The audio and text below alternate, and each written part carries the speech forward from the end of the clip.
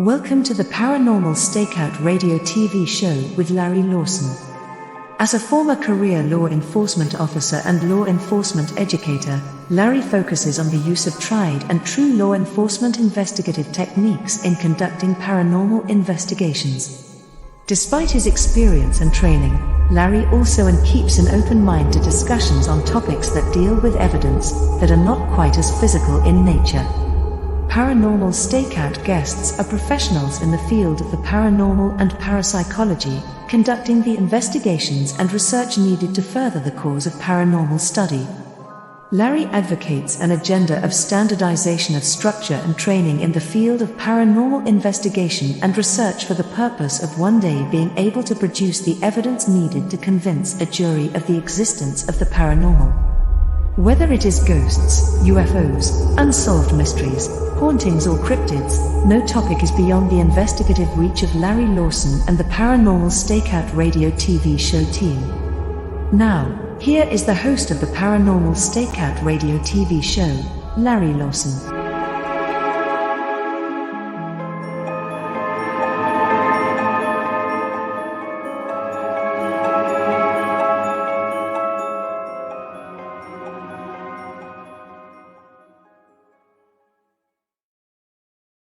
And good evening, everyone, and welcome back to Paranormal Stakeout. I'm your host, Larry Lawson, coming to you from the headquarters of the Florida Bureau of Paranormal Investigation and Indian River Hauntings down here in beautiful Vero Beach, Florida. And it's June 1st. You know what that means in Florida? It's the beginning of the hurricane season. And already we've got a storm sitting out in the Gulf, getting ready to drench us tonight. Don't expect it to do much damage. It's not even going to grow into a huge storm, but we're going to get wet, and it's just the first day of the season. Once again, welcome to the show. I want to tell you, if you want to know a little bit more about our group, you can visit us at paranormalfbi.com or indianriverhauntings.com. You can also catch us on YouTube at Indian River Hauntings 2341. Now, another thing I want to remind everybody is questions, thoughts, comments that you'd like me to bring up here in the show in the very beginning. And to do that, all you got to do is get a hold of me, send a message to ghostguy@paranormalstakeout.org. And with that, I'll get your questions, your thoughts, comments, and we'll talk about it at the beginning of each show. So I want to encourage all of you that are out there listening to do that. I'd really love to hear from you.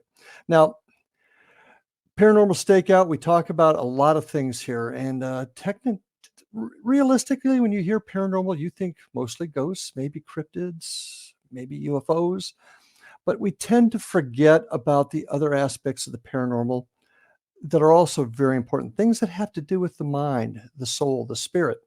And tonight's guest is going to head right down that road right there. Tonight's guest is Ralph HAMELMANN. He's a certified hypnotist, past life regressionist, life coach, palmist, Feng Shui, I think I pronounced it right, consultant, and a life skills coach. He's also a tarot card reader, second generation with 30 years of experience. He's a TV producer. He's an author. It's going to be an interesting show tonight, and I would like to introduce now and welcome to the show, Mr. Ralph HAMELMANN. Ralph, welcome to the show. Hey, thanks for having me. It's interesting. I really like to talk about these other aspects of the paranormal because I just don't think they're covered as much. And you've got quite a varied background. Why don't you tell us a little bit about Ralph HAMELMANN and what you're about?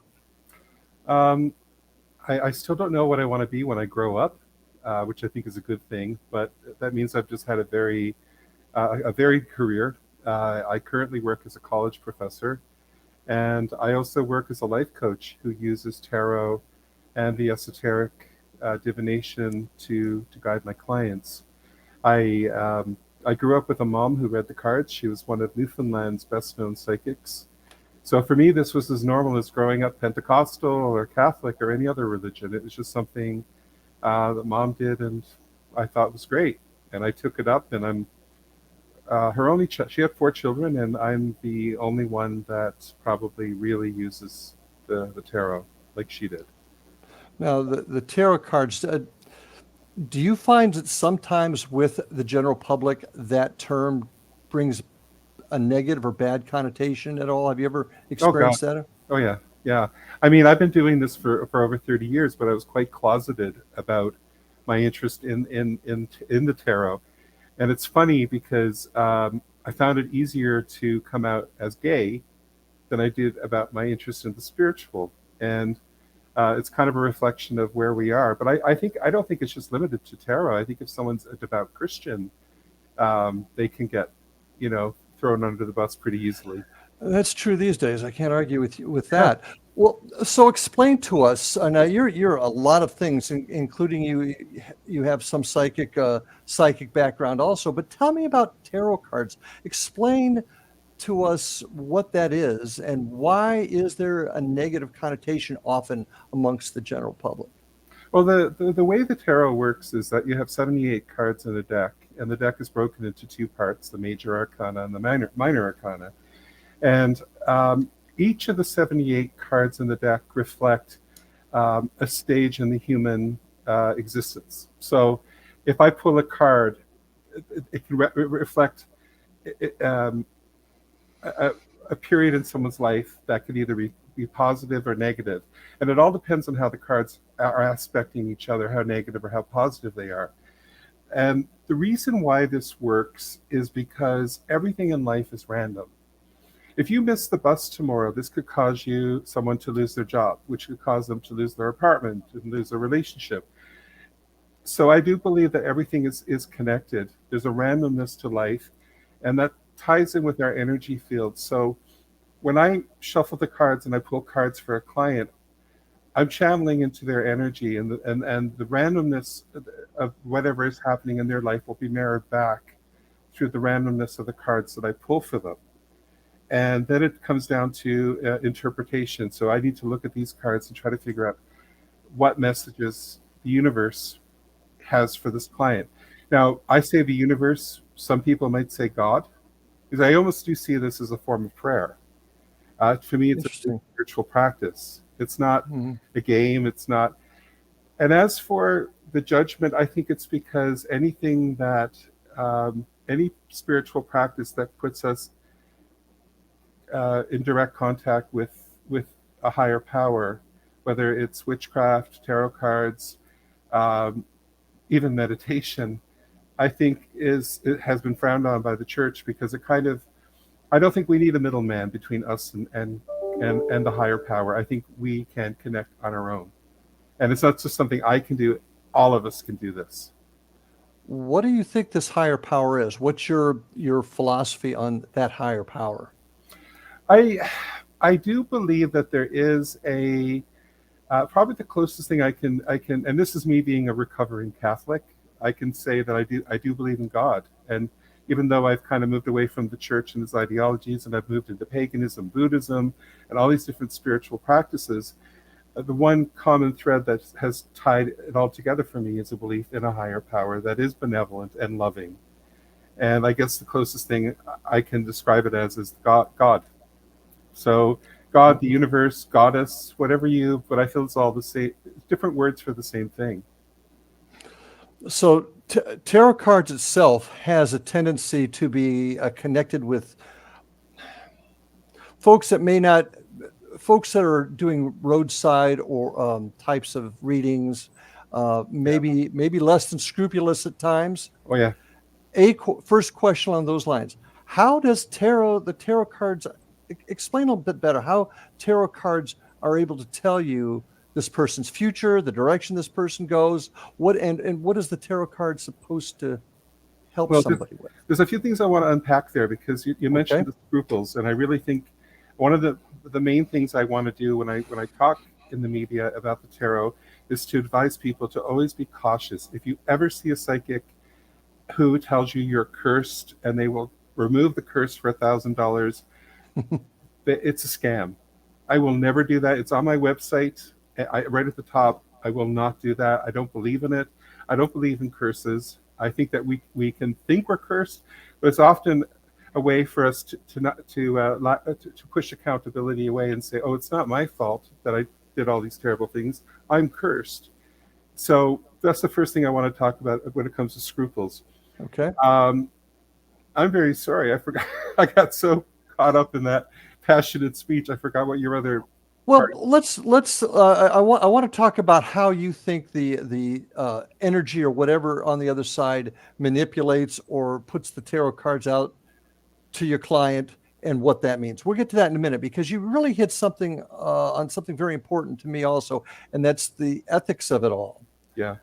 Because people that tend to, and correct me if I'm wrong, but search you out, just like they might search us out to deal with a haunting in a house, they're hurting. There's many times some other issue in their life that's causing them distress, and what we do can actually make it worse. Yeah. If we're not careful. So let's talk we're coming up on our first break here in a few minutes, but let's talk about those ethics and how we avoid hurting other people. Well, I mean, the thing is that most people who come to me, you're absolutely right. They are hurting. They are vulnerable. And when you're dealing with vulnerable people, I think that ethics are all the more important. My ethics are, I won't tell a client what to do. I will paint a picture of different outcomes and let them decide how they want to move according to what I see. I don't even make predictions. I'm a psychic who doesn't make predictions because I think that we're all in control of our fate, and I don't want to take away anyone's personal power. And don't get me wrong, I use my psychic ability, but I'd rather use it to help a person manifest than to help them predict a future that might not be what they want. So to me, what I offer is more valuable. What do you mean by manifest? You want to help them manifest? Tell me. Well, I mean, by combining my background as a life coach with the tarot, life coaching is all about, working with the client to identify goals and figure out how to reach them. So I'll sit with a client, do some life coaching, say, okay, let's figure out what you want out of life. And then I'm going to pull the cards and figure out how you can get it. So to me, that's way more empowering than saying to someone, this is your future, you're stuck with it. Oh, sucks to be you. Because that doesn't help anyone. I'd rather say, okay, what do you want out of life? Let me ask the cards if there's a way for you to get there. Because what it does is it creates accountability and empowerment. And that's really in line with my work as a life coach and my own personal philosophy. Okay. So as a life coach, you're also a hypnotist. Does this all wrap up into your work as a life coach? And what exactly is a life coach? So a life coach is different than a therapist. A session with me might feel like therapy, but the big difference is that a life coach is more interested in the present moment. I mean, I will connect the past with the present just to have an understanding, but I really stay here. So you're not going to talk about your horrible childhood over and over. I'm just going to say, okay, what do you want out of life? Let's figure out how to get there. And the hypnotism comes in because I always give my clients tools. I won't just say this is the goal you need to reach. I like to give them tools as well to get there. And I saw hypnosis as just another tool that I could use with my clients. Because a lot of the times, everything we want is within reach. We just need to get out of our own way. And that's where hypnotism can be a really powerful tool. But so can meditation. There's so many wonderful tools out there. But I think clients, the one thing I really believe is that if you come to see me, I'm not going to tell you anything you don't already know, but it might be so buried inside you that you haven't really given yourself permission to explore this part of yourself. Because if I said to you, you're going to become a rocket scientist and join NASA, you'd probably say, wow, Psychic Ralph is pretty weird. Well, we're about ready to take our first break. This is already jotted off pretty quickly here. So when we come back, I want to talk to you a little bit more about what it is you do to help other folks. So ladies and gentlemen, stay with us on Paranormal Stakeout. And my guest, Ralph HAMELMANN, will be back after these messages.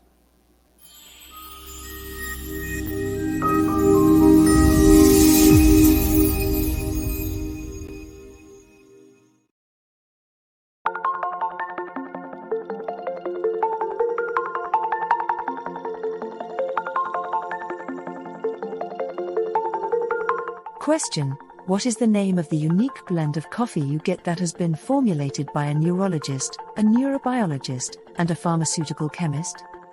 Answer: you get Beautiful Mind Coffee, a unique coffee blend that tastes great and has herbal ingredients that your brain will love, and it is not just coffee, it's brainalicious.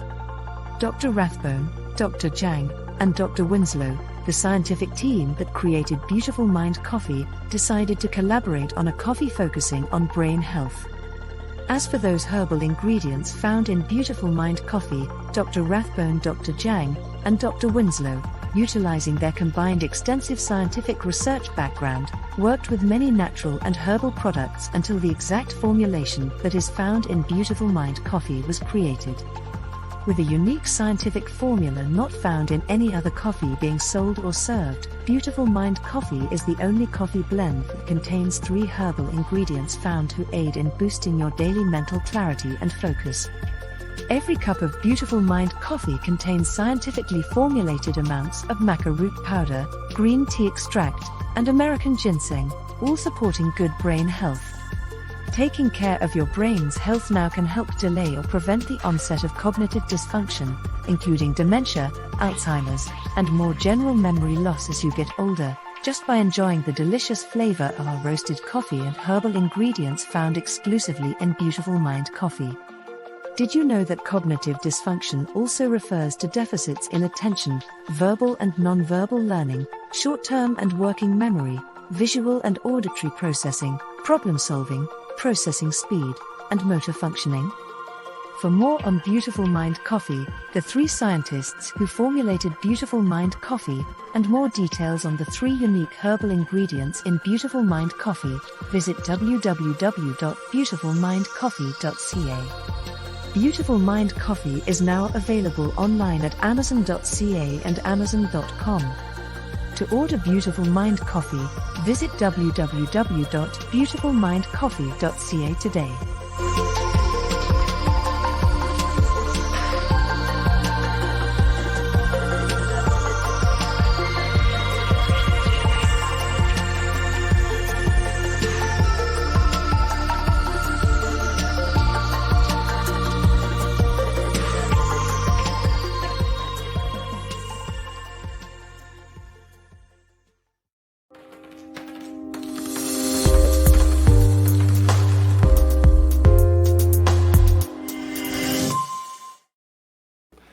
And we are back on Paranormal Stakeout with my guest tonight, Ralph HAMELMANN, a hypnotist, regressionist, and tarot card reader. Now, before we went to the break, we were talking a little bit about how this all works, and I like how you describe the difference between a life coach and a therapist. That does make a lot of sense to me. But you're also a regressionist. What exactly does that mean, and how does that fit into what you do? Past life regression. I think the universe is constantly trying to speak to us, Mm-hmm. and the truth of the matter is, we could go to a psychic or a past life regressionist, but I think everything we need is within ourselves. And I think that if everyone listened to their intuition, the world would be a better place, and I would be out of a job, but I'd be okay working at Starbucks or Second Cup or whatever. I think the reality is that tarot is a tool that some people will navigate towards. Past life regression is another tool, but to me, they kind of serve the same purpose. So when I take someone, it's into the past, it's under hypnosis, and while there, they will have they'll be asked to describe everything that they're seeing. The most important thing that I always want clients to know is that some people might feel that they're making up a story, and some people might have vivid memories. We need to get past how real it seems, because it's not how real it seems, it's about the symbolism of the story and how that relates to your current life. That's where there are all these rich nuggets of information that can help a person navigate their current situations.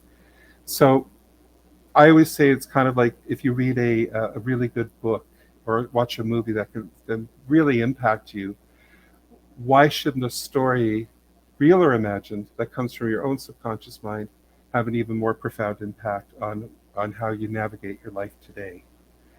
So I don't go in there. I do believe in past lives, but I never work with a client pushing my personal beliefs or agenda on them, because that's just not good boundaries. Again, those crazy ethics that I mentioned earlier. Mm-hmm. So when I do work with a client in past life regression, Some people might believe in it, and some people might just see the value of the psychology of the story that they're creating. Either way, it can help them. So your thought about past, and I understand that you believe in past lives, but are you also suggesting that sometimes the past life regression could be something that the mind has actually created within itself and actually didn't happen? Yeah.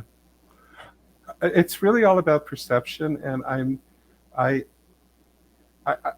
met a lot of light workers who are so dogmatic about their beliefs that I just promised myself I would never ever become one of those, and just really allow people to come to me with their own beliefs, and from that perspective, I can still help them without making them feel like they've joined a cult. I don't think that's necessary. I can still say to someone, hey, you're a Buddhist, great. You're Christian, great. You're atheist, whatever, awesome. And I can still help them the same way. So a person's belief system doesn't have to clutter the work I do, because I do believe there are messages that the universe has for us. And even if you don't believe in the universe, I'm sure people believe in their higher self. Mm-hmm. So it's really about getting those messages, and if they resonate, hold on to them. If they don't, throw them away. So that leads into a question that I started to bring up a little bit earlier, and that's the connection between the tarot cards, with past life regression, all of the tools that you use, and this belief that's fairly widespread today about belief in the other side, life after death, spirits maybe channeling through somebody to give us information through a psychic, or contacting us ourselves. How does that all work in to what you do, or is there no connection? I believe that we all have different language for the same thing. I mean, I don't think that I think that all religions have their beauty, and I think they all have their brilliance. They all have their shadow, and there's been some really terrible things done in the name of religion. Mm-hmm. I do believe that I'm not a medium, but a medium works with spirit. I work with the universe. Uh, I tend to wonder if it's really the same thing, that maybe we're using different words for the same thing. And I try not to get caught up in the semantics of it all, because I think we're spending too much time trying to uh, discuss the message rather than listen to the message. We need to kind of step back and say, okay, there's a message here. Do I need to really understand where it's coming from and what it is, or can I just really take the message for what it's worth and say, hey, there's some wisdom here. I need to apply this to my life. So you're not so sure there's a difference between the term spirit guide, or the universe. Are you suggesting perhaps a collective type of collective mind, collective hive, centralized The Borg. place? Yeah, the Borg. Yeah, some sort of centralized intelligence that is perhaps guiding us all. I do believe there is a benevolent force. I mean, like the most obvious one is nature. If you look at evolution, how on God's earth did the whale go from a land mammal to this creature, massive creature in the ocean? I mean, that right there tells me there is some sort of force at work. And I've seen it so often with the work I do, but I try not to get too caught up in the labels and the because I don't. A lot of my clients are South Asian, so I get a lot of clients who are Hindu. Okay. Mm-hmm. I come from my reference point is being a recovering Catholic. So you would think, well, how on God's earth do you relate to spiritually? Well, it's easy, because I get rid of all that noise, and I deal with, I'm a human, they're a human, and I just try to sense whatever energies I can from this benevolent universe, that whatever messages they need to hear right here, right now. So if I became really preachy and started talking about God and Jesus, well, I did that, even though I love the symbolism of both. I just don't think would be appropriate, because they might be thinking, well, I don't really believe in that, and they might feel like I'm preaching, and that's not really my goal. It's something different. Okay. I mean, I'm here to help people. Okay, and that I can appreciate that. So let's get back to the mechanics a little bit. So you have a client that comes to you. They normally come to you wanting to somehow deal with some sort of problem. You use the tarot cards as the tool. What do the tarot cards tell you, and how do you read them? Is it Yeah. something you could explain to? To I me, that is. I mean, I know you could explain it, but I mean, well, the thing that's interesting about the tarot is that, like I said, there's 78 cards in the standard deck, and each card represents a different um, part of the human journey. And so when you look at this card, it's like, oh, okay, you're going through this part of the journey, and that part. The way I work with it is, I like I said, I don't look at the future. I stay in the present.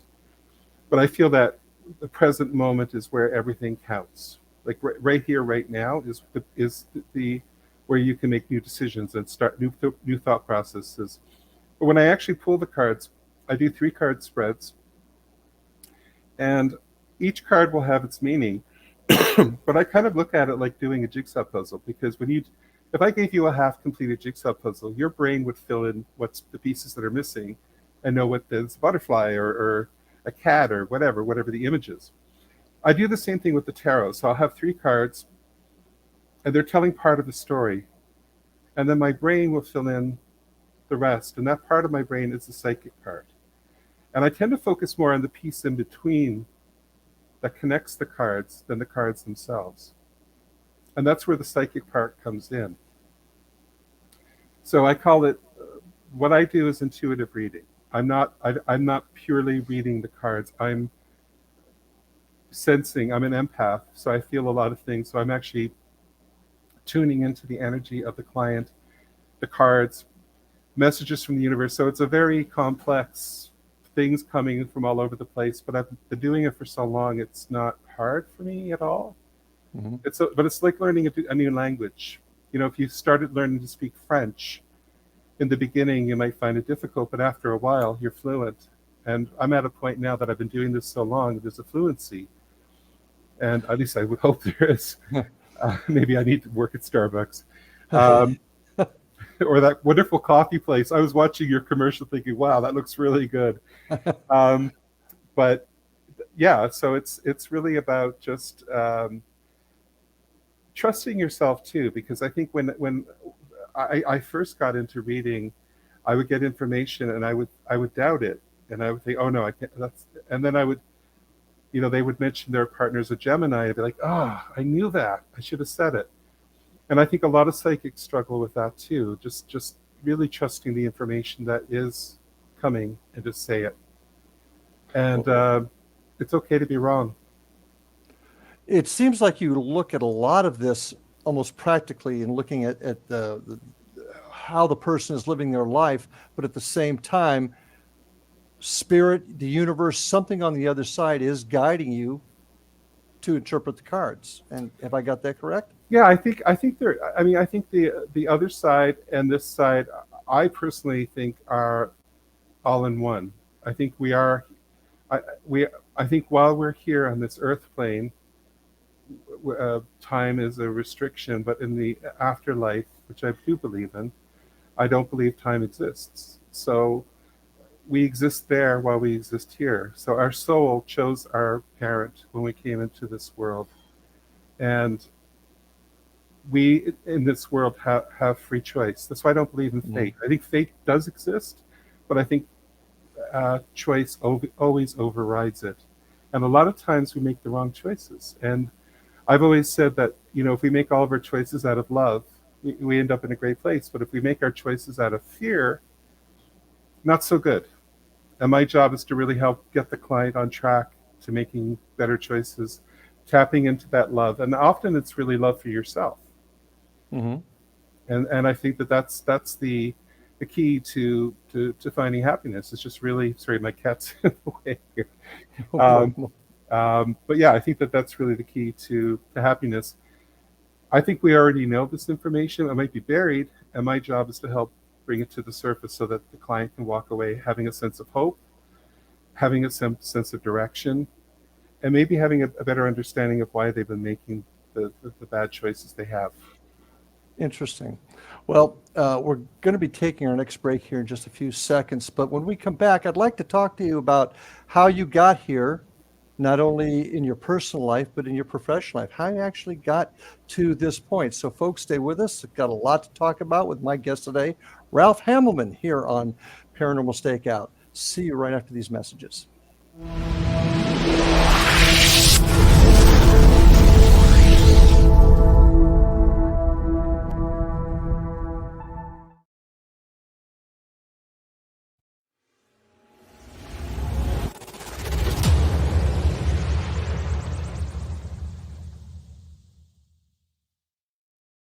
So I was watching the X Zone TV channel last night when I was abducted by aliens, and they kept repeating to me over and over again, simultv.com, simultv.com. What's simultv.com? That's what I asked them. They had it written on the side of their UFO. How do you spell that? UFO. No, I mean simultv.com. simultv.com. simultv.com. Right. simultv.com. Interesting that you were abducted by aliens in a simultv.com UFO last night. Oh, yeah? Yeah. Now that you mention it, I remember now last night I was awakened from a deep sleep. My great-grandmother was standing there. She said she'd come from the hereafter to tell me about simultv.com. She even spelled it out for me. simultv.com, sonny boy. simultv.com. simultv.com, sonny boy. Wow. Yeah. Guys, you'll never guess what my psychic guru just told me. simultv.com. Exactly. Are you guys psychic too? Of course. We all know about simultv.com. simultv.com.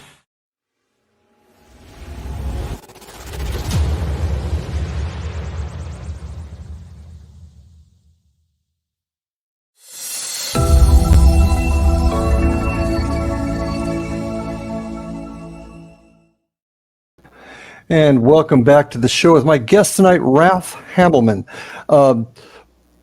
Ralph, how you've shared with us your philosophies, what you believe the other side is like, how the other side guides you in not only reading tarot, but in your regression therapy. But I got to ask you, how do you know? How do you know this is what's happening? I always say that the measure of any psychic is their ability to manifest in their own life. And I got a Wikipedia page full of things that I'm very proud of, awards and a gold record for a song I wrote. And Yeah, we're going to talk about that in just oh a yeah, minute. so but to me that's a true measure, because if someone is giving advice and guiding other people, I mean, has their own inner compass, and if their inner compass isn't great, maybe they're not the right person to speak to. I know that might sound a bit elitist, but I think, facts are facts, and it's an important variable. Well, how and that is part of my question. How do you know that that's a fact? What have you learned? What has the other side told you? How do you know that, for example, that choice is nice, but we have our dominion over our own lives? How do you know that to be the actual way, in your opinion? It's this is something I never learned in a course. This is something that I guess I've always had a knowing. I remember when I was 6 years old, being at church, and our parish priest was going on about eternal damnation and fire and brimstone. And I remember sitting there at 6 years old and knowing this man was lying. That we had a loving God, and this is not the way it works. And I just knew it in my heart and soul. I don't know where that knowledge came from, but I've never questioned it. And I've had that, you can call it common sense, you can call it sixth sense, again, labels, semantics. Mm-hmm. But there's always been that knowing that I've had, and I've learned to trust it. I'm a Cancer. Cancers are very intuitive. I understand you are as well. And you probably have a brilliant intuition that you need to tap into. No, I'm sensitive as a rock. but getting back to the question, and I understand where you're coming from. And one thing I have learned over the years, have an open mind. But you'll talk, especially today, nobody can have a civil discussion because I'm right. No, I'm right. Folks, I've talked to many psychics, mediums, folks in the paranormal field that say this is the way, this is the the right way. This is how it works. Mm-hmm. How come nobody is exactly the same? How does one person know they're right, but maybe the other person isn't right? Am I making sense? Yeah, and that's why I'm the guy who doesn't want to define anything and use semantics and get caught up in that language, because I want to give room for everyone to have their own journey, their own language, their own beliefs. And I think that once I start coming in as a know-it-all, my ego is out of control. And I'm going to tell you, giving a reading is one of the most ego-free, it should be complete an ego-free process. Because once my ego is engaged, I've lost connection. I've completely severed the ties. So once you just kind of let go of everything you believe, focus on what the client is going through and what their higher self and how you can connect them with that, it's a clear path. But if your ego's involved and you're like, well, no, this is what I should do and this is what they should do, it's no longer a reading. It's no longer a spiritual process. You become a lecturing parent. And it's a different way of doing things. Is that and I do not want to put you in a position of judging others, so don't misunderstand me, but as a rule in your field with your helping folks, is that a common problem? Or is it, or do most folks, in your opinion, in your field, are able to check their egos such as that way? I've met a considerable amount of psychics. I mean, my mother's a psychic. I think in their heart they all want to do the right thing, but there are people in the industry who just want to make an easy buck, and those are the ones who talk about curses. They don't give a damn about people. They really want to make money, exploit the vulnerable, and they give all of us a bad name, and it kills me. It's just an awful thing. How do we police that then? Well, I actually wish that there was that we were regulated in some ways, or I wish that people who do ask for money could be reported to a body that can have them removed. And I don't think it would hurt. But the thing is, because we're so out there,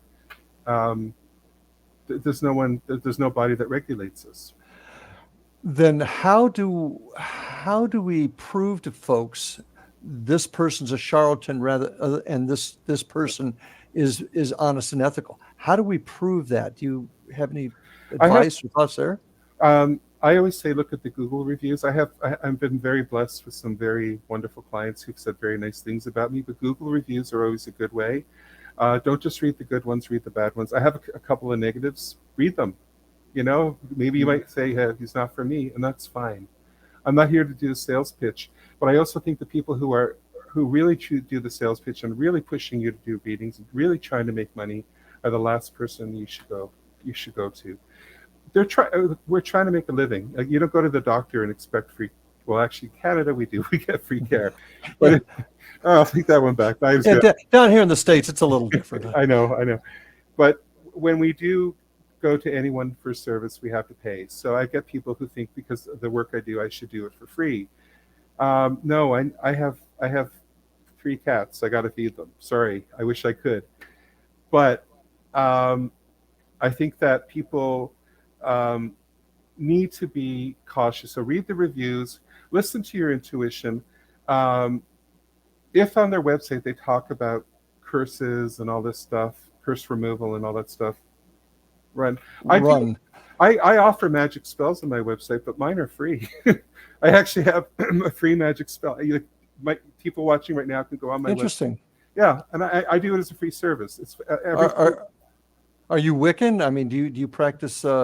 I'm pagan, but I like my symbol of the mother is the Virgin Mary. So I brought in my Christian because Christianity and paganism are so similar. I mean, one became the other. So like Easter is a pagan festival, and so is Christmas. Like there's so many ties together. So I don't really see a difference. But yeah, I am Wiccan, I am pagan, and I do offer free magic spells. It's free. Okay. Yeah. So someone can go on my website and under free stuff, I have some other stuff that's free. And see, in our field, because the paranormal research field is not something that is regulated or has recognized training, something I'm hoping to change in the future. So that's why folks that anybody reputable that are paranormal investigators and researchers, we don't charge. We don't. But it's a little different. Our situation is a little different. You, however, life coach, hypnotist, you also get training. What kind of training have you received to be in the position you are today? For the hypnosis, I studied at the University of Toronto with a wonderful, one of the world's most prominent people in hypnosis, Georgina Cannon. Mm-hmm. So I did my training with her at the University of Toronto. Life skills coaching I did at George Brown College. I also did another program in life skills at the IAP Career College. And Mm-hmm. tarot I grew up with, so I learned it. It's kind of like a family thing. So Almost a trade, yeah. So that's a huge difference between what folks in my area do and what you do. So I can understand that certainly the payment there. Do you find that the folks that come to you are looking for answers from you just from the tarot, or do they listen to your training? They listen to your advice from your training? I think the because I fall under the psychic category, I'm Psychic Ralph, it's my brand. Yeah. I think clients come to me expecting it to be all tarot, and I say all over my website, it's like I will do life coaching, and I have to figure out the lay of the land before I had a client, the other day who came to me and said, I said, what's your goal? And she said, I want to improve my finances. I said, great, let's do some life coaching. In 2 minutes, I realized the issue wasn't her finances, it was the fact that she had a partner that hasn't worked in 10 years. So yeah, that was having an effect on her finances, but if I had just jumped in with the tarot, I would have gone down the wrong path. So the life coaching helps me to figure out really what the issue is, and then from there I can start pulling cards. It is a hybrid. It's not just one, it's not the other, it's both. They go together really well too, actually. Well, once again, I'm interested in the fact that you combine the practical, for lack of a better term, as well as the spiritual with the tarot cards. Yes. How folks that are in your business with the tarot cards, how often do they have the same type of therapy type training that you have to go along with it as compared to just straight tarot? Is that the life coaching there's more and more psychics who are working from that point of view. It's not mainstream, but it's definitely becoming more of a thing. And I mean, fortune telling is something I don't do. It's the predictions. I don't think it helps people, and I don't really know if it's tapping into the energies that I want to tap into. Whereas I feel what I'm doing as a life coach, I'm really working with the higher self and the potential of what the person can have. when you're dealing with folks, and obviously you're right, they're going to see tarot, and the fact that you're psychic, Ralph, how often do they come to you talking about visitation or connection to the other side? Oh, I get it. I do get it sometimes. I've had clients who believe they're cursed. I've had clients come to me because another psychic told them they're cursed and wants $1,000, and they'll say, "Don't spend your money." And I will actually do a prayer with them for free as part of the session. They'll say, "Look, save $1,000 as part of this session. I will, do a prayer, but you're not cursed." I've had clients who believe that their home has a ghost. And I think a lot of these times, if we are feeling psychologically vulnerable, if we're going through a really hard time, that's when we become more, we draw this energy in more. And so when I work with those people, it's really about how to boost their energy field. I do have some tools that can help them with protection. And I'm going to say, I also have some recipes for free on my website under free stuff. There's magic oils and there's a protection oil recipe that I'm giving away for free. And if you feel like you need protection. Awesome. Well, when we come back after this last break, I want to hear about some of the other stuff that you're doing. I mean, you're music and teaching and author. So we're going to talk a bit about that when we come back. All right. So stay with us, folks. Come back after these messages. with Ralph Hamelmann, Psychic Ralph. We'll be right back.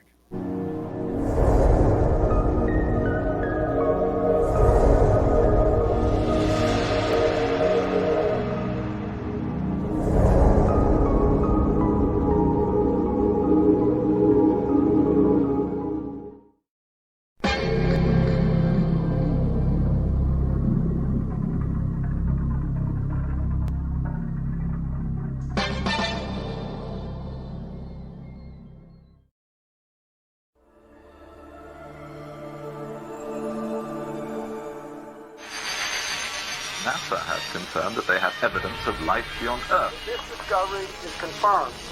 Well, let's see, we've had visitors again. Yeah. Anything worth mentioning? I filmed 16 minutes on March 5th, 1994, 16 minutes of broad daylight UFO activity. The other side, the spirit realm, is a parallel dimension which runs, which coexists with ours. And what spirits are doing is they're sending waves of frequency from that dimension to ours. The government instituted the truth embargo. The government poured disinformation and misinformation into this field, encouraging hoaxes and any other foolishness. It created a truth vacuum that naturally was going to be filled with theories and assertions and other stuff. The oil oligarchs and the banks and the people who are making decisions that are leading us down the wrong path. They've undermined the research, intimidated and threatened witnesses. The government is responsible for the fact that the status of this issue was not resolved. I'm Rob McConnell, host and executive producer of the X Zone radio show. Now we are set to bring the amazing world of the paranormal and the science of parapsychology to broadcast TV and online video with the development of X Zone TV. X Zone TV will now bring our loyal listeners and new viewers face to face with the most controversial and well-known personalities in the field of the paranormal and the science of parapsychology. From scientists to theorists, astronauts to adventurers, celebrities, pundits, advocates, and naysayers, they'll all join our rapid-fire TV broadcast, interactive discussion, and debate.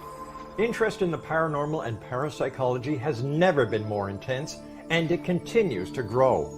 The truth is out there, so take a deep breath and join us as we step into the light.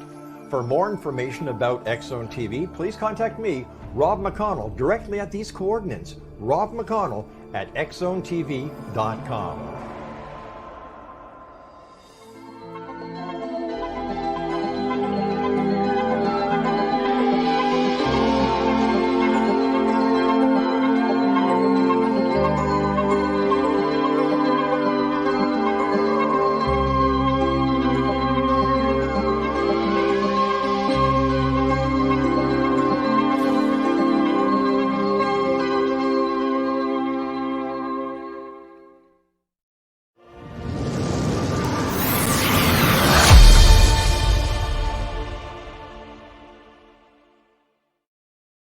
And we are back on Paranormal Stakeout. My guest tonight, Psychic Ralph Hamelmann, and it's been a pleasure. We've covered a lot of ground tonight. I find it very, very fascinating what you do and how you do it. But I want to remind everybody out there also to check us out at paranormalfbi.com or indianriverhauntings.com, and you can check us out on YouTube at Indian River Hauntings 2341. Most importantly, I don't want you to forget the terrific programming we have on the X Zone Broadcast Nation at xzbn.net. Go to xzbn.net to see some really terrific programming that covers all aspects of the paranormal. So with that, Ralph, we've talked a lot about what you do, delved into your philosophy, your ethics, but you do so many other things besides just tarot card reading and life coaching. You created a thing called the Psychic Brunch. You've created 24 hours, a daily horoscope. Fill us in. What are some of these other things that you do, and how can people get a hold of you? I feel sometimes having too many options is worse than not having enough, because I think there's so many things I love doing. Music has always been a big part of my life. I've been playing guitar since I was 10, so it's like 45 years of playing guitar. I have a gold record for a song I co-wrote. I co-wrote a couple of other songs that hit #1 on iTunes Canada's one of their charts.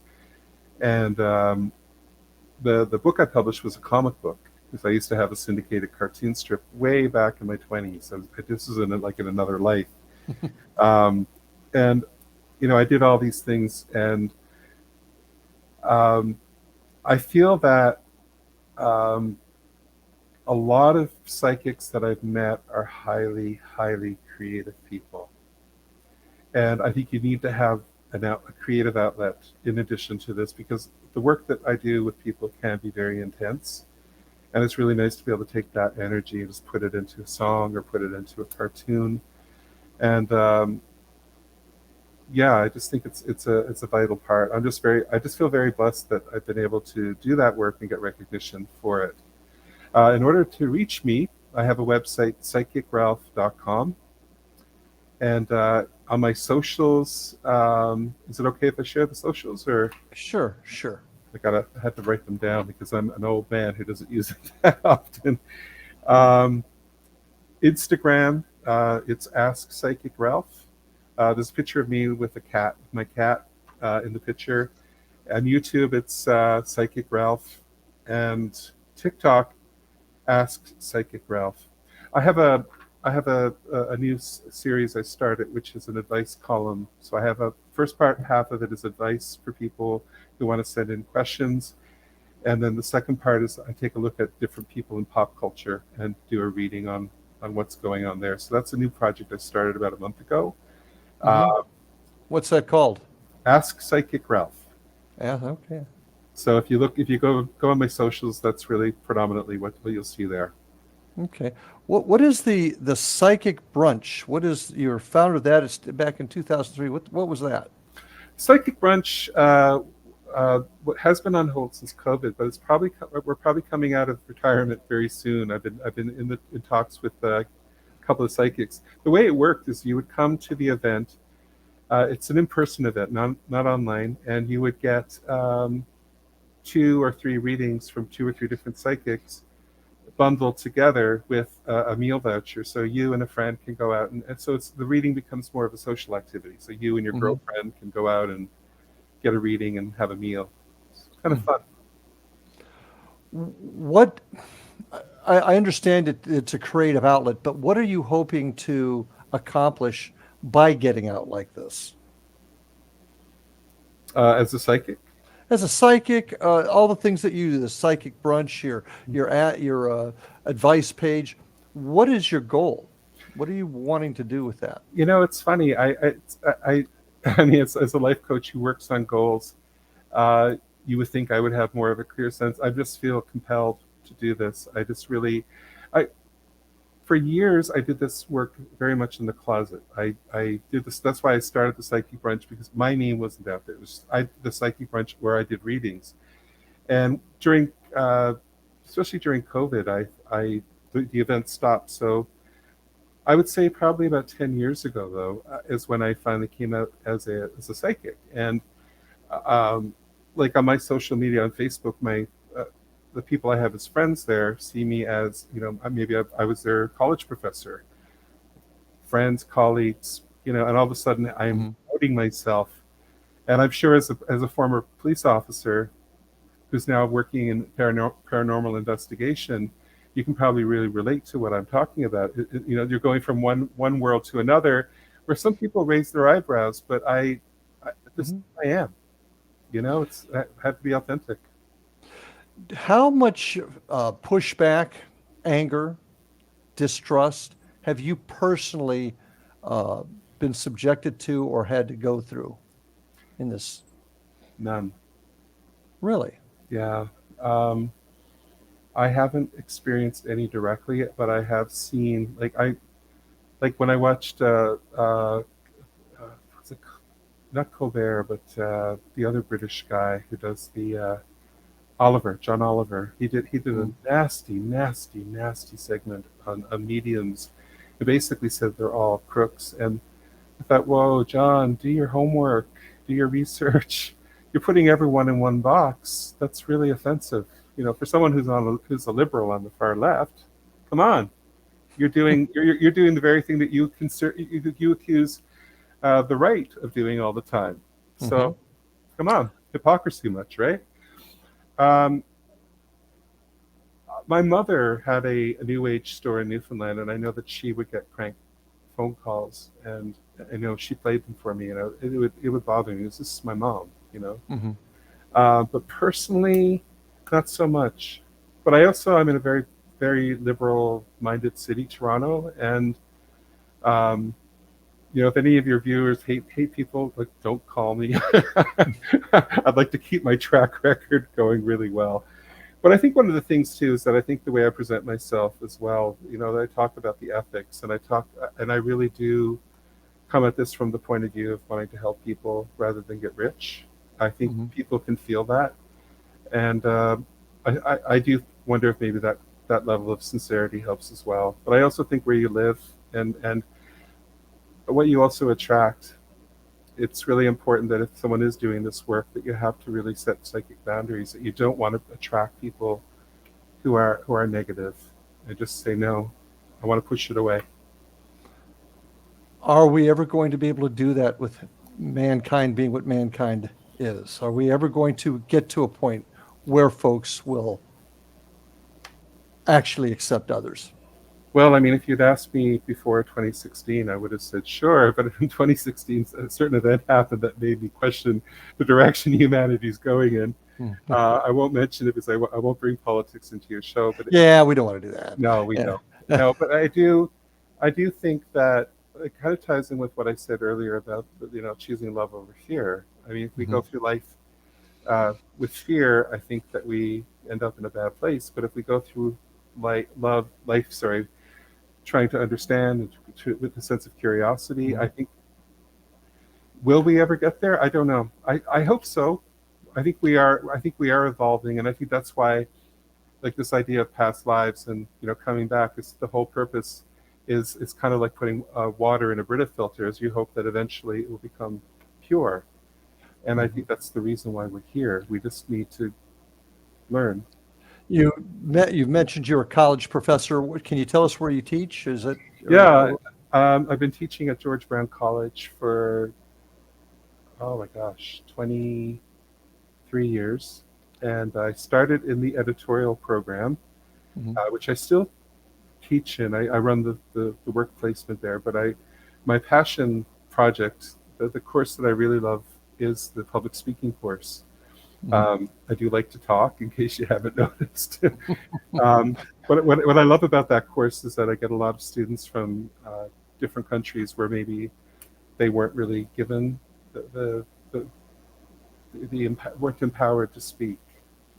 And working with these people and helping them find their voice, build their confidence, is profound. It is so rewarding. I would do it for free, but don't tell the college, because they would probably take me up on that. Well, and I think that's what I'm getting at. You have this outlet to share your thoughts in. I'm a big believer in colleges are a place where everybody has a right to express themselves, but at least as an instructor, you have that opportunity to share that philosophy. That so I think that's very positive. In our last few minutes together, where do you see Ralph Hamelmann going? Where will you be in 5 years? And what do you want your work to end up accomplishing? I feel like I'm doing my work on a micro level rather than a macro level. But I am adding something else to my skills. I'm in the process of doing this, where I want to become an emotional intelligence coach, because I think that EQ is a really important thing, especially for men. I think men have the same emotions as women. I think we just need to find the vocabulary. We need to learn to express. We need to tune into those feelings. Women are way smarter than men when it comes to emotional intelligence, and maybe even every type of intelligence. But I do think that is a direction where I really feel passionate about going. And again, it ties in really well with the other things that I offer. So I think that is probably where I see myself in the next 5 years, really broadening. I continue doing. I still want to teach at the college. I mean, hey, I'm one of the few people that actually loves what I do. I get to help people for a living. That's amazing. I have the best job in the world. But I do think the emotional intelligence is an area where people need a lot of help, and that's kind of what I see over and over with my clients. I'll get women who, talk about their husbands, their lack of emotional intelligence. But then I'll look at those women and say, well, why are you drawn to the bad boy? You've got to work on your own emotional intelligence. So it's on every side, and I probably have my own stuff to work on when I do the course, and I'm excited about that. So I would say, if I had to describe it, I would say my mission is just to really help people, to help them grow, and just finding new ways to do it. I don't ever want to land, though. I always want to keep evolving, because I think that's part of the fun.